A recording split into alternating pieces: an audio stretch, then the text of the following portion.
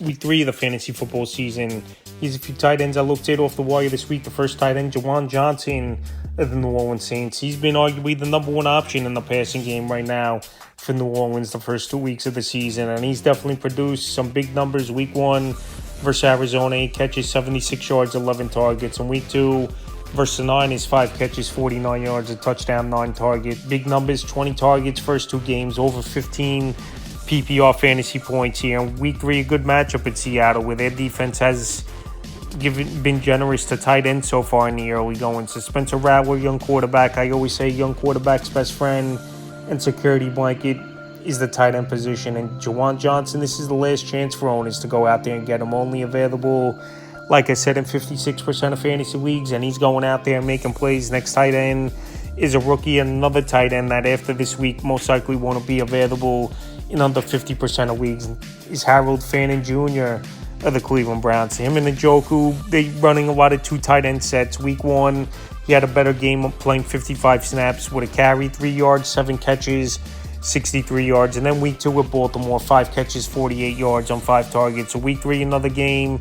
They're going to be trailing early and often versus Green Bay. And we know the Packers, one of the best defenses in the league, obviously anchored with that Micah Parsons trade at the end of training camp. But Harold Fanning and this Brown team, they're going to throw all game long like they have so far in the early season, trailing a lot. And he's available right now in 57% of fantasy leagues. And the Njoku, he could be a trade guy where he's an expiring contract and they might trade him at the deadline anyway. Next tight end, Theo Johnson of the New York Giants. So Theo Johnson, he had a good college career so far, off to a slow start in the first 2 years of his NFL career. But week 2 with Dallas, the targets were there for him. Week 1 in Washington, he didn't do anything and catch 5 yards. And then week 2 with Dallas, 4 catches, 34 yards on 5 targets. So week 3, another game where they know they got to put points on the board.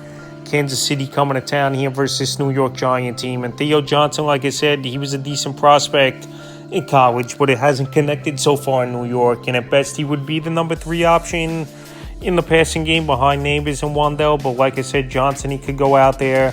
Big physical tight end, big red zone threat, and someone to keep an eye on in deeper leagues. Available in 95% of fantasy leagues. Next tight end, Jake Tongs, the San Francisco 49ers. Available in 97% of fantasy leagues is Tongs. I know Luke Farrell found the end zone in that one, but Tongs, I thought he had an okay game. 4 catches, 31 yards in New Orleans. And going back to week 1, 3 catches, 15 yards and a touchdown. So now with Mac Jones in there, quarterback, and obviously all training camp running with the second team with Tongues over there.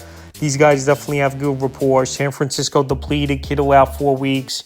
Jawan Jennings, it was good to see him play and not miss the game last week, finding the end zone as well for San Francisco. But like I said, Mac Jones, the rapport is there with Tongues playing in the second team in training camp. And he's going to be at least in the starting lineup another 3 or 4 weeks with Kittle still out there. In deeper leagues, if you need a tight end, he's out there in 97% of leagues. In the final tight end, Jatavian Sanders of the Carolina Panthers. So Sanders, they were big on him coming into last season. He didn't do much for this Panther team, and we know they're hungry for some guys in the offense to go out there and put up points. So the first 2 weeks for Sanders, week 1, quiet game at Jacksonville, 2 catches, 27 yards. Then week 2, a nice ball game at Arizona, 7 catches, 54 yards on 9 targets. So week 3, a decent matchup versus Atlanta, a game they're going to be trailing most likely early and often. And Sanders, like I said, he was a highly touted prospect in college, but it hasn't translated yet in the NFL. But there's not much going on in this offense besides Chuba Hubbard